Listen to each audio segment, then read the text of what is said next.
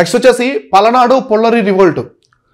So Palnadu పొల్లరి ఉద్యమం అంటారు దీన్ని, పలనాడు. సో పల్నాడు ప్రాంతం తెలుసు కదా మీకు అందరూ కూడా. పలనాడు పొల్లరి తిరుగుబాటు అంటారు లేదా ఉద్యమం అంటారు. సో తిరుగుబాటు అసలు ఏంటి, దీనికి సంబంధించి మనం చూద్దాము. ఇది సెప్టెంబరు 1921లో జరిగింది. సో సహాయ నిరాకరణ ఉద్యమం కాలంలోనే సెప్టెంబర్ 1921లో జరుగుతుంది.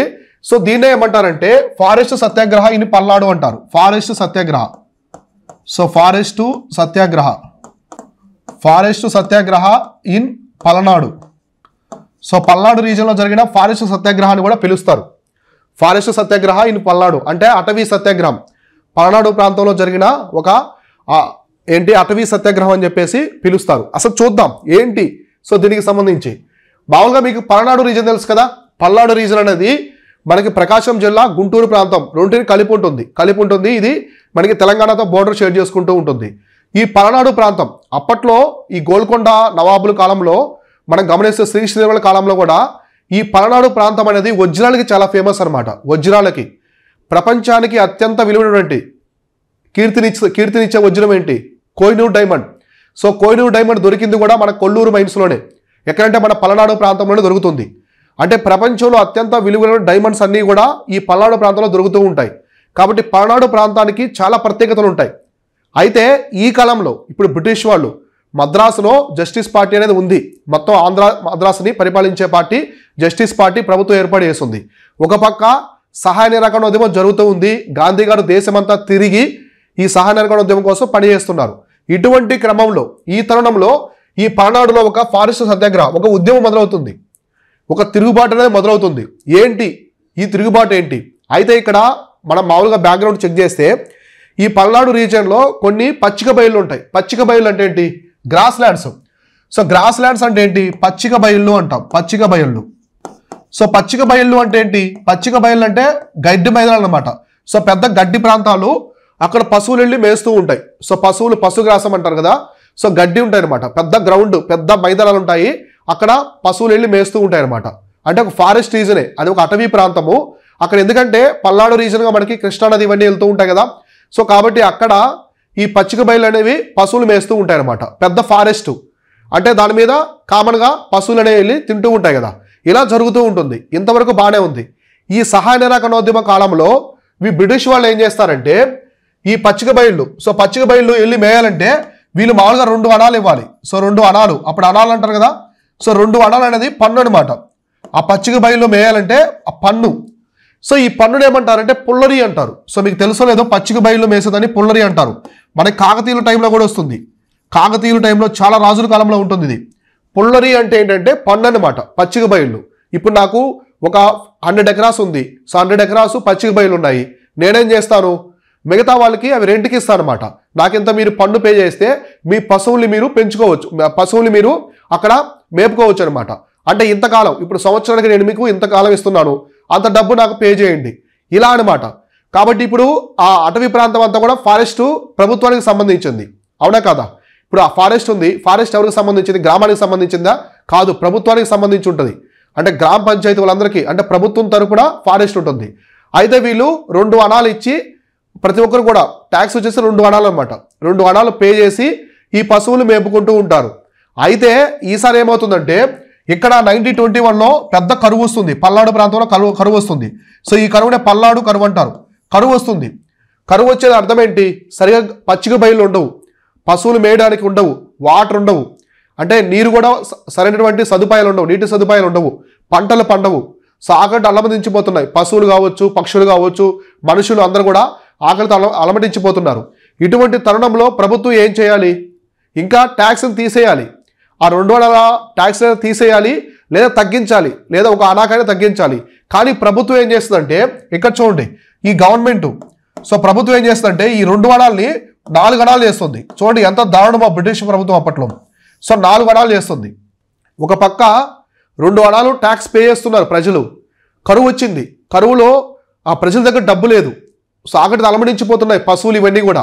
ఇప్పుడు ఆ పశువులు వెళ్ళి పచ్చిక బయలు తినాలంటే దానికి వీళ్ళు ట్యాక్స్ పెంచుతారు. దానికంటే ముందు వీళ్ళు ఏం చేస్తారంటే ఈ రీజన్ మొత్తాన్ని రిజర్వ్ ఫారెస్ట్ చేస్తారు. రిజర్వ్ ఫారెస్ట్ చేసి ట్యాక్స్ వేస్తారు. రిజర్వ్ ఫారెస్ట్ చేసి ట్యాక్స్ ఎంత వేస్తారు? 2 అణాలు వేస్తారు. కాబట్టి ఆ పచ్చిక బయలు మేయాలంటే ఆ ప్రాంతం పశువులు వెళ్ళి మేసే పచ్చిక బయలు ప్రాంతం మొత్తం కూడా ప్రభుత్వం అనేది రిజర్వ్ ఫారెస్ట్ చేసి దానికి 4 గణాలు వేస్తుంది. అంటే ఈ 2 గణాలకి 4 గణాలకి మధ్యలో వీళ్ళు రిజర్వ్ ఫారెస్ట్ చేసి ట్యాక్స్ పెంచుతారు. అంటే రిజర్వ్ ఫారెస్ట్ చేశారంటే దాని మీద పన్ను పెంచొచ్చు అని చెప్పేసి ప్రభుత్వం భావించి ఆ పచ్చిక బయలు మొత్తాన్ని కూడా రిజర్వ్ ఫారెస్ట్ కింద చేస్తారు. రిజర్వ్ అటవీ ప్రాంతం చేసి దాని మీద వీళ్ళకి ట్యాక్స్ పెంచుతారు, 4 గణాలు చేస్తారు. ఒక పక్క కరువుతో అల్లాడిపోతున్నారు, ప్రజలు పశువులు అందరూ కూడా అల్లాడిపోతున్నారు. కానీ ఇక్కడ మాత్రం వీళ్ళు కరువులో తగ్గించాల్సింది పోయి పన్నుని పెంచారనమాట. దీనితో తిరుగుబాటు మొదలవుతుంది, ప్రజల యొక్క తిరుగుబాటునే మొదలవుతుంది. సో అర్థమైందా? కాబట్టి ఇక్కడ తిరుగుబాటు మొదలవుతుంది. ఈ తిరుగుబాటే పలనాడు. సో దీని ఏమంటారంటే పలనాడు పుల్లరి తిరుగుబాటు. పుల్లరి అంటే ఏంటి? ట్యాక్స్ అనమాట. ఇక్కడ వీళ్ళు పే చేసే ట్యాక్స్ని పుల్లరి అంటారు. పుల్లరి అనే పన్ను దేని మీద వేస్తారంటే పచ్చిక బయళ్ళ మీద, అంటే గ్రాస్ ల్యాండ్స్ అనమాట, గడ్డి భూముల మీద వేస్తారు.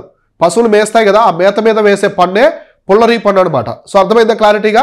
ఇలా జరుగుతుంది. దీని ఫారెస్ట్ సత్యాగ్రహాన్ని ఎందుకన్నారంటే ఇది ఒక ప్రాంతానికి సంబంధించింది, ఇది రిజర్వ్డ్ ఫారెస్ట్ సంబంధించినటువంటి ఉద్యమం కాబట్టి దీన్ని ఫారెస్ట్ సత్యాగ్రహం అని చెప్పేసి పిలిచారు. ఇంతవరకు క్లియర్ కదా?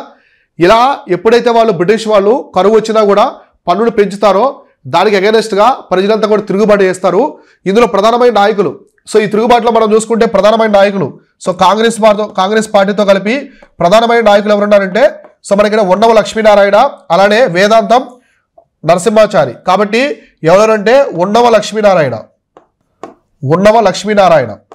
సో ఉన్నవ లక్ష్మీనారాయణ తర్వాత వచ్చేసి వేదాంతం నరసింహాచారి. సో వీళ్ళిద్దరూ నాయకులు అనమాట ప్రజల తరపున. సో ప్రజల తరపున ఈ ఉద్యమంలో నిలబడతారు. వీళ్ళంతా కూడా నిలబడతారు. సో అర్థమైందా? ప్రజల తరపున నిలబడేది ఎవరంటే ఉన్నవ లక్ష్మీనారాయణ, వేదాంతం నరసింహాచారి. వీళ్ళు ప్రజలకి బ్రిటిష్ వాళ్ళకి మధ్య చర్చలు జరిపి ఈ విధంగా ఈ ఉద్యమం జరుగుతూ ఉంటుంది. అయితే ఈ ఉద్యమంలో పాల్గొన్న మరో మహిళ, సో మహిళా నాయకురాలు. సో ఇందులో పాల్గొన్న మహిళా నాయకురాలు. సో మహిళా నాయకురాలు ఎవరంటే యామిని పూర్ణతిలకం. సో మనం ఆల్రెడీ ఇంతకుముందు చెప్పుకున్నాం ఈ గురించి, యామిని పూర్ణతిలకం. సో యామిని పూర్ణతిలకం అనే ఆమె ఒక డాన్సర్ అనమాట. ఈమె నృత్యకారిణి. ఈమె యొక్క యావదాస్తిని కాంగ్రెస్ పార్టీకి ఇచ్చేస్తుంది. అంటే స్వాతంత్రం కోసం పోరాడండి అని చెప్పేసి, ఈ కాంగ్రెస్ పార్టీ స్వాతంత్రం కోసం పోరాడుతుందని చెప్పేసి ఆమె యావదాస్తిని, ఆమె యొక్క బంగారం కావచ్చు ఇచ్చేయడమే కాకుండా ఆమె చాలా ప్రాంతాలలో ఆమె యొక్క నృత్య ప్రదర్శన చేసి ఆ డబ్బును కూడా తిలక్ నిధికిస్తుంది. గాంధీజీ నిర్వహించే తిలక్ ఫండ్కి ఇచ్చేస్తుంది అనమాట. ఇటువంటి ఆమె కూడా ఈ ఉద్యమంలో ప్రజల తరపున పాల్గొంటుంది. ఏ ఉద్యమంలో? పలనాడు పుల్లరి ఉద్యమంలో పాల్గొంటుంది. కాబట్టి ఈ పలనాడు ఫారెస్ట్ సత్యాగ్రహంలో ప్రధానమైన నాయకులు ఎవరంటే ఉన్నవ లక్ష్మీనారాయణ, వేదాంతం నరసింహాచారి. ఆయన మహిళా నాయకురాలు ఎవరంటే యామిని పూర్ణతిలకం. సో యామిని పూర్ణతిలకం అనమాట. వీళ్ళు పాల్గొంటారు ఈ ఉద్యమంలో పాల్గొని, సో ఈ ఉద్యమం కోసం అయితే చేస్తారు, ఇలా పోరాడతారు. తర్వాత ఇప్పుడు ఇంతవరకు అర్థమైంది కదా? అయితే వీళ్ళు ఏం చేస్తారంటే ప్రజలు క్యాటిల్ అనమాట. క్యాటిల్ అంటే పశువులు, వాళ్ళకి పశువులు ఉంటాయి కదా. సో ప్రభుత్వం ఏం చెప్తుంది? మీరు పన్ను పే చేస్తేనే పశువుల్ని అలో చేయనిస్తాం, ఈ పచ్చిక బయలులోకి వెళ్ళాలి, మా అనుమతి లేకుండా పశువులు కానీ ఆ పచ్చిక బయలు ఫారెస్ట్లోకి వెళ్తే మాత్రం తీవ్రమైన చర్యలు తీసుకుంటామని చెప్పేసి ప్రభుత్వం చెబుతుంది. ప్రభుత్వం వార్నింగ్ ఇస్తుంది పీపుల్కి. అయినా ప్రజలు దాన్ని పట్టించుకోకుండా ఉద్యమిస్తున్నారు కాబట్టి పశువుల మొత్తాన్ని కూడా ఫారెస్ట్లోకి వదిలేస్తారు. ఈ పశువులన్నీ కూడా ఆ పచ్చిక బయలు అనమాట. సో అటవీ ప్రాంతంలోకి వెళ్ళిపోతాయి అనమాట, ఎంటర్ అవుతాయి. ఎందుకంటే వీళ్ళు ప్రభుత్వానికి వ్యతిరేకంగా ఉద్యమం చేస్తున్నారు కాబట్టి వాళ్ళ పశువులు కూడా అడవుల్లోకి వదిలేస్తారు అనమాట. దీంతో పెద్ద ఘర్షణ అనేది చోటు చేసుకుంటుంది. అక్కడ చోటు చేసుకుంటుంది. ఈ చోటు చేసుకున్న క్రమంలో బ్రిటిష్ వాళ్ళు ఏం చేస్తారంటే కొన్ని కాల్పులు జరుపుతారు. బ్రిటిష్ వాళ్ళు ఈ ఘర్షణ అనేది ఆగదనమాట. సో పెద్ద ఘర్షణ వాతావరణం ప్రభుత్వానికి పీపుల్కి మధ్య సో ఘర్షణ అనేది మొదలవుతుంది. ఈ ఘర్షణ హింసాత్మకంగా మారి బ్రిటిష్ వాళ్ళు ఈ యొక్క ప్రభుత్వం అనేది కాల్పులు జరుపుతుంది. ఈ ఉద్యమకారుల మీద కాల్పులు అనేది జరుగుతుంది. ఇప్పుడు కాల్పులు జరిగినప్పుడు ఇక్కడ ఒక పర్సన్ చనిపోతారు, ఒక నాయకుడు. సో అతనే కన్నెగంటు హనుమంతు ఆయన చనిపోతాడు. సో ఇతను ఈ యొక్క కాల్పుల్లో చనిపోతాడు. సో కాల్పుల్లో చనిపోయిన తర్వాత బ్రిటిష్ వాళ్ళు ఇంకా చాలా అగ్రెసివ్గా ప్రవర్తించడమే కాకుండా ప్రజల మీద కాల్పులు జరపడం వల్ల అక్కడ కన్నెగంటు హనుమంతు చనిపోతాడు. ఎప్పుడైతే ఆయన చనిపోతారో ప్రజలంతా కూడా ఉద్యమాన్ని ఆపేస్తారు. సో ఆ ఉద్యమాన్ని ఆపేస్తారు. దీంతో ఈ మూమెంట్ అనేది సప్రెస్ అయిపోతుంది, అణచివేయబడుతుంది. సో బ్రిటిష్ వాళ్ళు ఈ మూమెంట్ని కాల్పులు జరిపి ప్రజల్ని భయభ్రాంతులకు గురి చేసి అణచివేస్తారు. ఇలా ఈ పలనాడు పుల్లరి ఉద్యమం అనేది సహాయ నిరాకరణోద్యమంలో జరిగినటువంటి రెండవ సంఘటనగా మన ఆంధ్ర ప్రాంతంలో జరిగిన రెండవ సంఘటనగా చెప్పుకోవచ్చు అనమాట. సో మొట్టమొదటిసారి మనకి ఏం జరిగింది, చీరల పేరల ఉద్యమం జరిగింది. తర్వాత ఈ యొక్క పలనాడు పుల్లరి ఉద్యమం కూడా జరుగుతుంది. ఇవన్నీ ఎప్పుడు జరుగుతున్నాయంటే నాన్ కోఆపరేషన్ మూమెంట్ టైంలో, సహాయ నిరాకరణోద్యమ కాలంలో ఇవన్నీ జరుగుతున్నాయి అనమాట. సో అర్థమైందా? కాబట్టి ఇలా ఈ పశువులు ఎప్పుడైతే ఆ అటవీ ప్రాంతంలోకి వెళ్ళిపోయాయో, ఉద్యమంలో భాగంగా వదిలేశారో, వాళ్ళు బ్రిటిష్ వాళ్ళు మా ప్రభుత్వానికి వ్యతిరేకంగా మీరు అలా చేస్తారని చెప్పేసి లాఠీ చార్జ్ చేస్తారు. వీళ్ళు కూడా పెద్దగా ఉద్యమించడంతో కాల్పులు జరుపుతారు. ఆ కాల్పుల్లో కన్నెగంటు హనుమంతు చనిపోయిన తర్వాత ఉద్యమాన్ని ఆపివేస్తారు. సో అర్థమైందా? కాబట్టి దీంతో ఈ యొక్క ఉద్యమం, సో పలనాడు ఫారెస్ట్ సత్యాగ్రహం అనేది ఎండ్ అయిపోద్ది అనమాట. సో కాబట్టి ఇది కూడా ఈ యొక్క సహాయ నిరాకరణోద్యమంలో ఒక భాగంగా మనం చెప్పొచ్చు. తర్వాత నెక్స్ట్ ఈవెంట్ వచ్చేసి సహాయ నిరాకరణోద్యమంలో జరిగేది పెదనందిపాడు పన్నుల నిరాకరణోద్యమం. పెదనందిపాడు, సో పెదనందిపాడు పన్నుల నిరాకరణోద్యమం అంటారు. దీన్నే no tax campaign in Pedanandipadu అంటారు. So it was known as the no tax campaign in Pedanandipadu అంటారు. సో ఎప్పుడు జరిగింది? 1922లో జరుగుతుంది. సో 1922వ సంవత్సరంలో జరుగుతుంది. సో నెక్స్ట్ జరిగే ఈవెంట్ వచ్చేసి పెదనందిపాడు పన్నుల నిరాకరణోద్యమం. సో పన్నుల నిరాకరణ అంటే ఏంటి? సో పన్నులు పే చేయమని చెప్పేసి, అసలు మేము పన్నులే కట్టం, సో మేము పన్నులే కట్టమని చెప్పేసి చెప్తారు. సో నెవర్ పే ట్యాక్సెస్ అంటారు కదా, అసలు మేము పే చేయమని చెప్పి చెప్తారు ఈ ఉద్యమంలో. అసలు ఏం జరిగింది ఈ పెదనందిపాడు ప్రాంతంలో, అసలు ఏం జరిగింది, ఎందుకు ఈ ఉద్యమం వచ్చిందనేది ఇప్పుడు మనం చూద్దాం. ఓకేనా? సో ఇదంతా కూడా జరిగేది సహాయ నిరాకరణోద్యమం అనమాట. సహాయ నిరాకరణోద్యమ కాలంలో జరుగుతుంది. ఇవన్నీ కూడా మనకి కోస్టల్ ఏరియా, మనకి ప్రకాశము, గుంటూరు ఈ ప్రాంతంలో జరుగుతాయి. సో ఇవంతా కూడా. సో మనం చూసుకుంటే పెదనందిపాడు, ఇది జరిగిన ప్రాంతం వచ్చేసి పెదనందిపాడు. సో పెదనందిపాడు ప్రాంతంలో జరుగుతుంది. సో పెదనందిపాడు ప్రాంతంలో జరుగుతుంది. ఇక్కడ నాయకుడు అనమాట ఈ ఉద్యమం జరగడానికి ప్రధానమైన నాయకుడు. సో ప్రధానమైన నాయకుడు వచ్చేసి ఎవరంటే పర్వతనేని వీరయ్య చౌదరి. సో పర్వతనేని వీరయ్య చౌదరి అనే ఆయన ఈ యొక్క ఉద్యమంలో నాయకుడు. ఎవరంటే పర్వతనేని వీరయ్య చౌదరి. సో ఇతనే ఏమంటారంటే ఈయన ఒక బిరుదు. సో పర్వతనేని వీరయ్య చౌదరి యొక్క బిరుదు ఏంటంటే ఆంధ్ర శివాజీ అంటారు. సో ఆంధ్ర శివాజీ అనే బిరుదు ఎవరిదంటే పర్వతనేని వీరయ్య చౌదరి. సో పర్వతనేని వీరయ్య చౌదరి ఒక బిరుదు వచ్చేసి ఆంధ్ర శివాజీ అంటారు. ఆంధ్ర తిలక్ వచ్చేవారు గాడిచర్ల హరిసర్వతోరావు గారు. ఆంధ్ర రత్న అంటే దుగ్గిరాల గోపాలకృష్ణ గారు. ఆంధ్ర మహిళ వచ్చేసి దుర్గాబాయి దేశముఖ్ గారు. సో దేశబాంధవి వచ్చేసి దువ్వూరి సుబ్బమ్మ. దేశభక్త కొండా వెంకటప్పయ్య. ఇలా బిరుదులు ఉంటాయి. కాబట్టి ఆ బిరుదులు చాలా జాగ్రత్తగా చూసుకోండి. ఎగ్జామినేషన్ పరంగా ఎక్కువ అడుగుతారు. బిరుదులన్నీ కూడా జతపరచడం ద్వారా అడుగుతారు, డైరెక్ట్ క్వశ్చన్స్లో అడుగుతారు, మ్యాచ్ ఆఫ్ ది ఫాలోయింగ్ ఉంటాయి కదా, అట్లా కూడా అడుగుతారు. కాబట్టి ఈ విధంగా ఉద్యమం అనేది జరుగుతూ ఉంటుంది. ఈ పెదనందిపాడు పన్నుల నిరాకరణోద్యమంలో పాల్గొన్నది నాయకుడు ఎవరంటే పర్వతనేని వీరయ్య చౌదరి. ఇక్కడ వచ్చేసి ఆయన ఒక బిరుదు వచ్చేసి ఆంధ్ర శివాజీ. అసలు ఏంటిదంటే ఇది ఒక నాన్ ట్యాక్స్ క్యాంపెయిన్ అనమాట. అంటే నో ట్యాక్స్ క్యాంపెయిన్. సహాయ నిరాకరణోద్యమంలో భాగంగా పాల్గొంటారు అంతే వీళ్ళు. అక్కడ రీజన్ ఏముండదు. సహాయ నిరాకరణోద్యమం అనేది దేశం మొత్తం జరుగుతూ ఉంది కదా, అందులో భాగంగా బ్రిటిష్ వాళ్ళకి అగైనెస్ట్గా వీళ్ళు కూడా ఎటువంటి ట్యాక్స్ అనేది పే చేయరు. కాబట్టి ఇది ఒక యాంటీ ట్యాక్స్ క్యాంపెయిన్ అనొచ్చు, నో ట్యాక్స్ క్యాంపెయిన్ కూడా పిలవచ్చు అనమాట. ఫస్ట్ టైం ఇన్ ఇండియా, అంటే మనకి ఇండియాలో మొదటిసారి ఈ యొక్క పన్ను నిరాకరణోద్యమాన్ని తీసుకొస్తారు. సో గుర్తుపెట్టుకోండి, మనకి ఇండియాలో మొట్టమొదటిసారి పన్నులు పే చేయకుండా ఉద్యమించే ప్రాంతం వచ్చేసేదంటే పెదనందిపాడు. ఇది ఏ టైంలో జరుగుతుందంటే సహాయ నిరాకరణోద్యమం, దేశమంతా సహాయ నిరాకరణోద్యమం జరిగే క్రమంలో ఈ యొక్క పెదనందిపాడు పన్నుల నిరాకరణోద్యమం జరుగుతుంది. సో గాంధీజీ గారు దేశమంతా చేస్తూ ఉంటారు గాంధీజీ. సో గాంధీజీకి మద్దతుగా పర్వతనేని వీరయ్య చౌదరి గారు అక్కడ ప్రజలందరితో కలిసి బ్రిటిష్ ప్రభుత్వానికి అగైనెస్ట్గా పన్ను పే చేయకుండా తీసుకొస్తారు. యాంటీ ట్యాక్స్ క్యాంపెయిన్ అంటారు. అంటే మేము పన్ను పే చేయమని చెప్పి చెప్తారనమాట. సో అర్థమైందా? కాబట్టి ఇదనమాట. So no tax anti tax campaign అంటారు. సో ఇక్కడ ఒక వాలంటరీ ఫోర్స్, ఇది కూడా ఒక స్వచ్ఛంద దళం తీసుకొస్తారు. ఈ మూమెంట్లో ఒక స్వచ్ఛంద దళం తీసుకొస్తారు. మనకి దుగ్గిరాల గోపాలకృష్ణ గారు తీసుకొచ్చారు కదా, ఒక పెద్ద స్వచ్ఛంద దళాన్ని తీసుకొచ్చారు. ఏమని? రామదండు అని చీరల పేరల ఉద్యమంలో తీసుకొచ్చారు. అలానే ఇక్కడ కూడా పర్వతనేని వీరయ్య చౌదరి గారు ఒక స్వచ్ఛంద సేవా దళాన్ని తీసుకొస్తారు. దాని పేరే శాంతి సేన. సో దాని పేరు వచ్చేసి శాంతి సేన. సో శాంతి సేన అని చెప్పేసి ఒక పెద్ద స్వచ్ఛంద సేవా దళాన్ని తీసుకొస్తారు. ఇందులో కూడా చాలా మంది ఆ దళం అనేది ఉంటుంది, చాలా మంది ఉంటారనమాట. సో అర్థమైందా? కాబట్టి ఈ విధంగా ఈ ఒక్క పెదనందిపాడు పన్నుల నిరాకరణోద్యమంలో భాగంగా పర్వతనేని వీరయ్య చౌదరి గారు ఈ బ్రిటిష్ వాళ్ళకి ఎగనెస్ట్గా పోరాడే విధంగా ఒక స్వచ్ఛంద దళాన్ని, అంటే ఇవన్నీ పీస్ఫుల్ ఫోర్సెస్ అనమాట. వీళ్ళు గన్నులు పట్టుకొని, గ్రెనేడ్లు, బాంబులు పట్టుకొని బ్రిటిష్ వాళ్ళకి పోరాడరు. నిరసన ద్వారా, ఒక పెద్ద నిరసన ద్వారా, బహిష్కరణ ద్వారా, వీళ్ళు బాయ్కాట్స్, ప్రొటెస్టు వీటి ద్వారా మాత్రమే ఉద్యమిస్తారు. అర్థమైందా? They fight via protest or boycott అనమాట. సో బహిష్కరణ అలానే ఈ యొక్క ప్రొటెస్ట్ నిరసన ద్వారా మాత్రమే వీళ్ళు ఉద్యమిస్తారు. కాబట్టి ఈ Pedanandipadu anti tax campaign, no tax క్యాంపైన్లో ఏం తీసుకొచ్చారు? స్వచ్ఛందలం, వాలంటరీ ఫోర్స్ ఏంటంటే శాంతిసేన అనమాట. అయితే ఇక్కడ డిస్ట్రిక్ట్ కలెక్టర్, ఈ టైంలో జిల్లా కలెక్టర్ ఎవరంటే రూథర్ఫోర్డ్ అనమాట. సో ఇక్కడ రూథర్ఫోర్డ్ అనే అతను జిల్లా కలెక్టర్గా ఉంటారు. రూథర్ఫోర్డ్. సో రూథర్ఫోర్డ్ అనే అతను జిల్లా కలెక్టర్గా అయితే ఉంటాడనమాట. జిల్లా కలెక్టర్గా ఉంటాడు.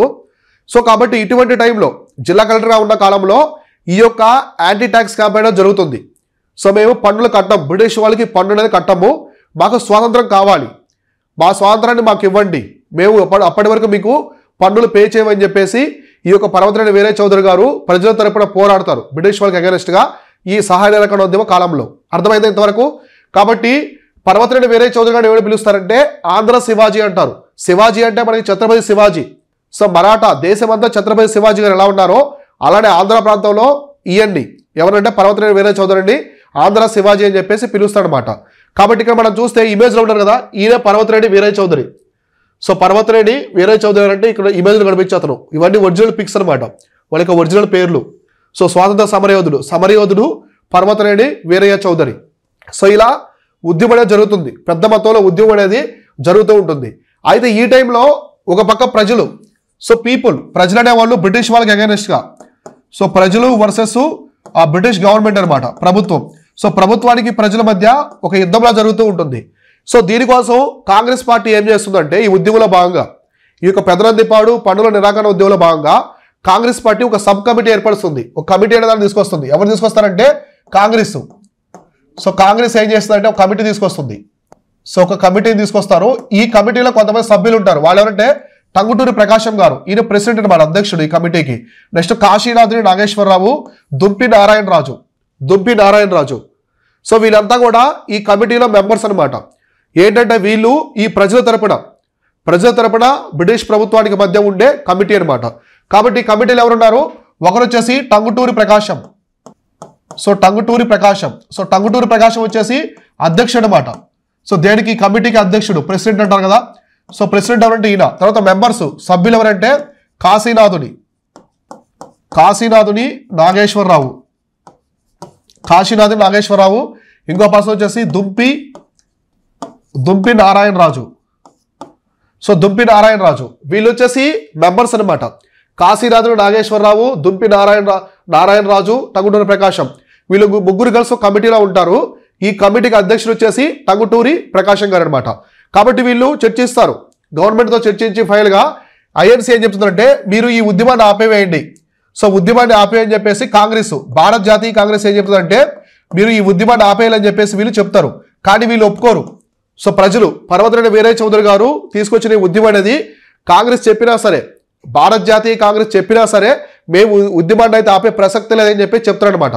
మేము బ్రిటిష్ ప్రభుత్వానికి వ్యతిరేకంగా పోరాడుతున్నాం, మేము పన్నులు ఎందుకు కట్టాలి, బ్రిటిష్ ప్రభుత్వానికి మేము పన్నులు ఎందుకు కట్టాలి, మన దేశాన్ని మనమే పరిపాలించుకుందాం, సో మేము ఆగము, మీరు చెప్పినా కూడా మేము ఆపమని చెప్పేసి వీళ్ళు చెప్తారనమాట. సో ఇలా అయితే ఫైనల్గా వీరయ్య చౌదరి గారు ఉద్యమాన్ని ఆపేస్తారు. ఎప్పుడంటే పోలీసు షూట్అవుట్. సో పోలీసు వాళ్ళు మీరు ఉద్యమం ఆపకుంటే కాల్పులు జరుపుతాము. సో పోలీసు వాళ్ళు ఏం చెప్తారంటే ఉద్యమం ఆపుకుంటే కాల్పులు జరుపుతామని చెప్పేసి బెదిరిస్తారు. సో చాలా పెద్ద ఘర్షణ, హింసకు దారితీస్తుంది ఈ ఉద్యమం అనేది. పెదనందిపాడు పన్నుల నిరాకరణ ఉద్యమం అనేది పెద్ద హింసకు దారితీస్తుంది. ఇప్పుడు ఈ యొక్క పోలీసు దళాలు ఏం చెప్తాయంటే మీరు కానీ ఇప్పుడు భారత జాతీయ కాంగ్రెస్ కూడా చెప్పింది మీరు ఉద్యమం ఆపని చెప్పింది, కానీ ఈయన ఒప్పుకోరు, మొండి పట్టుబడతారు. ఎలాగైనా సరే బ్రిటిష్ వాళ్ళకి ఎగరెస్ట్గా మనం పోరాడాలి అని చెప్తారు. అయితే ఇప్పుడు ఈ పోలీసు వాళ్ళు ఏం చేస్తారంటే పెద్ద కాల్పులనే జరుగుతాయని చెప్పేసి వీళ్ళు అనౌన్స్ చేస్తారు, మీరు ఉద్యమం అనేది ఆపకుంటే కాల్పులు జరుగుతామని. దీంతో పర్వతనేని వీరయ్య చౌదరి ఏం చేస్తారంటే సో వీళ్ళు ప్రజలు చంపేస్తారు, ఈ పోలీస్ దళాలు ఎలాగైనా ప్రజలు చంపేస్తాయని చెప్పేసి ప్రాణ నష్టం జరగకూడదు, ఎటువంటి ప్రాణ నష్టం అనేది జరగకూడదు అని చెప్పేసి ఆయన ఈ ఉద్యమాన్ని ఆపేస్తారు. సో ఉద్యమాన్ని ఆపివేస్తారు. సో ఉద్యమాన్ని ఆపివేయడం అనేది జరుగుతుందన్నమాట. సో ఎప్పుడు ఆపారంటే ఎప్పుడైతే పోలీసు వాళ్ళు కాల్పులు జరుగుతామని అనౌన్స్ చేస్తారు. ఎందుకంటే ఆల్రెడీ ఇంతకుముందు పలనాడు పొల్లరి సత్యాగ్రహంలో చనిపోయారు కదా, కన్నెగంటు హనుమంత్ అనే వ్యక్తి కాల్పుల్లో చనిపోయాడు. సో కాబట్టి అటువంటి అంశాలు అనేవి అంటే మళ్ళీ రిపీట్ అవ్వకుండా, సో మళ్ళీ రిపీట్ అవ్వకుండా ఎందుకు చనిపోతారు, అమాయక ప్రజలు చంపేస్తారు వీళ్ళని చెప్పేసి పర్వతనేని వీరయ్య చౌదరి గారు ఈ ఉద్యమాన్ని అయితే ఆపివేస్తారన్నమాట. కాబట్టి సహాయ నిరాకరణోద్యమంలో జరిగినటువంటి ఇంకో ఒక రివోల్ట్, ఒక ఉద్యమంగా ఈ పెదనందిపాడు పన్నుల నిరాకరణోద్యమాన్ని చెప్పుకోవచ్చు. ఇక్కడ ప్రధానంగా ప్రత్యేకంగా ఉన్న అంశం ఏంటి, మన దేశంలోనే భారతదేశంలోనే మొట్టమొదటి యాంటీ ట్యాక్స్ క్యాంపెయిన్ అనమాట, పన్ను వ్యతిరేక ఉద్యమంగా దీన్ని మనం చెప్పుకోవచ్చు. సో ఇది ఏ కాలంలో జరిగిందంటే సహాయ నిరాకరణోద్యమ కాలంలో జరిగింది.